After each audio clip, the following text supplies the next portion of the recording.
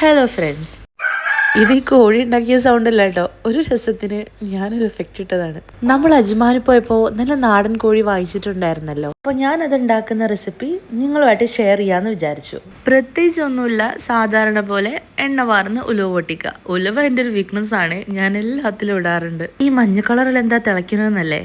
ഇതിൻ്റെ 8 മാസം പ്രായമുള്ള കുഞ്ഞിനാട്ടോ. നമ്മൾ മാത്രം കഴിച്ചാൽ പോലല്ലോ നാടൻ ചിക്കൻ, ആൾക്കും വേണ്ടേ. അപ്പോൾ അധികം മസാലാസും ഉപ്പൊന്നും ചേർക്കാതെ ഞാനത് അപ്പുറത്ത് വേവിക്കുകയാണ്.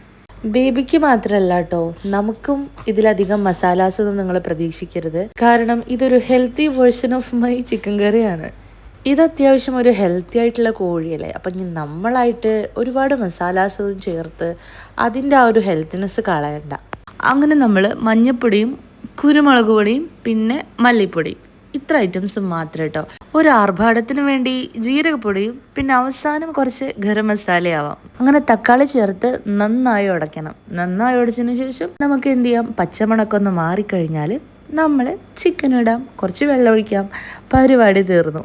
ചൂടുവെള്ളം പാരാൻ പ്രത്യേകം ശ്രദ്ധിക്കണേ. നമ്മുടെ സാധാരണ കോഴീൻ്റെ പോലെ ഇത് അത്ര എളുപ്പമൊന്നും വേവൂലെ, കുറച്ച് സമയം എടുക്കും. കുക്കർ എടുക്കുന്നതാണ് കൂടുതൽ ഉത്തമം. എങ്ങനെയുണ്ട്? അടിപൊളിയല്ലേ? അപ്പം ശരി, ടാറ്റാ.